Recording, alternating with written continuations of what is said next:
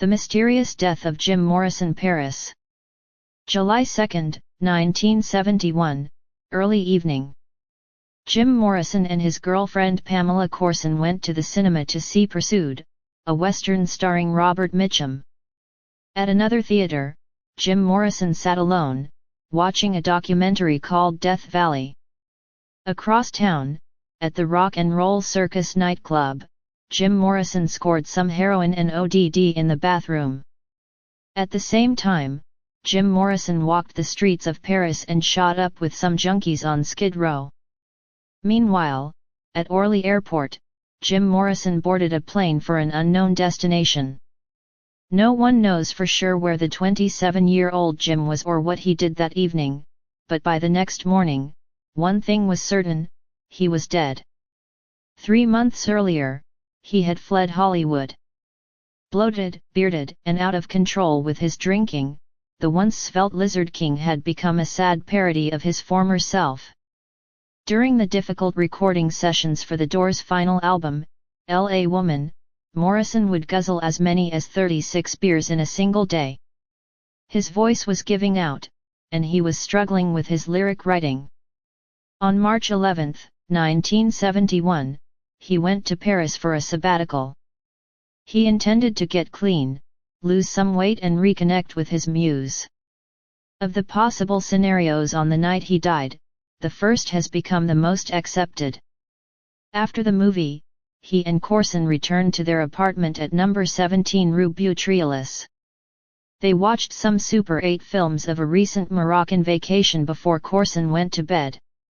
Jim stayed up for a while, listening to old Doors albums, trying to suppress a coughing fit that had started earlier in the evening. When he came to bed, he woke Corson, complaining that he felt sick. He was up an hour later, feeling worse. When he vomited a small quantity of blood, Corson suggested they call a doctor. Jim instead asked her to run a bath for him. While he stretched out in the tub, she went back to bed. The last thing she remembered hearing Jim say was, "Are you there, Pam Pam, are you there?" Corson awoke a little after 6 a.m. and realized Jim wasn't in bed. She called his name. No answer. In the bathroom, she found him submerged in the water. He had a smile on his face. At first she thought he was playing a joke. She shook him. When he didn't respond, she called the fire department and then the police. They arrived too late. Jim Morrison's corpse, wrapped in plastic and packed in dry ice, remained in the apartment while Corson and Elaine Ronay, a friend of the couple's, made funeral arrangements. 3 days later, the undertakers finally delivered the coffin that Corson had ordered, the cheapest possible model, the equivalent of $75. Sometime during those 72 hours, a doctor visited the apartment and signed a death certificate. The official cause was listed as heart failure. No autopsy was performed.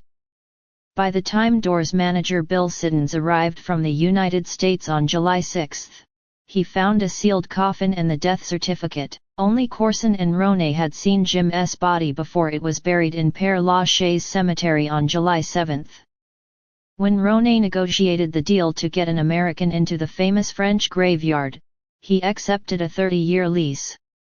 It expired in 2001. As of this writing, the body has not been exhumed. Siddons and Corson returned to Los Angeles the next day. Siddons told the press, "I have returned from Paris where I have attended the funeral of Jim Morrison. I can say he died peacefully of natural causes." This came 6 days after Morrison's death. Imagine that in today's minute-by-minute media world.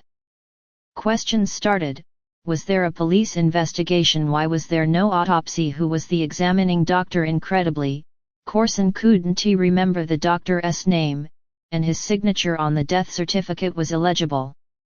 Why weren't Jim's parents told? Corson lied to the American embassy and said Morrison had no immediate family, which allowed for a quick, no questions asked burial. There wasn't even a priest. Doors keyboardist Ray Manzarek asked Siddons, "How do you even know Jim was in the coffin? How do you know it wasn't 150 pounds of fucking sand?" Putting aside that notion for a moment, what was it that killed Jim Morrison? There were many theories, from the possible sexual disease to the paranoid he was a victim of a government conspiracy aimed at wiping out counterculture heroes to the preposterous spurned ex-girlfriend killing him with a Wiccan hex.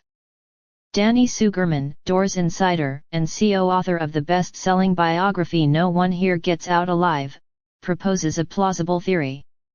He says that Corson told him she had been doing heroin and lying to Jim that it was coke and downers. She died of an overdose in 1974. On the fateful evening, they had snorted heroin together. Morrison was terrified of needles. That summer in Paris, there was a potent version of the drug making the rounds, known as China White. It's not unusual when someone does heroin for the first time, for them to feel ill, Sugerman told Mojo. He was sick, he took a bath, he died. There was no more mystery than that. Many of Jim's closest friends dispute Sugerman's theory, saying that despite his penchant for excess, Jim never did hard drugs, and in fact, had a disdain for them. As for the bigger question of whether he is still alive, Jim once talked seriously about faking his own death as a publicity stunt, and he often joked to friends that one day, he'd split for Africa and change his name to Mr. Mojo Rison, an anagram for Jim Morrison. Over the years, he's been spotted in Tibet, the Australian outback and the American Midwest, where he supposedly rides rodeo and writes poetry on the side. As Manzarek has said, we don't know what happened to Jim in Paris. To be honest, I don't think we're ever going to know. Rumors, innuendos, self-ing lies, psychic projections to justify inner needs and maladies, and just plain goofiness cloud the truth. There are too many conflicting theories.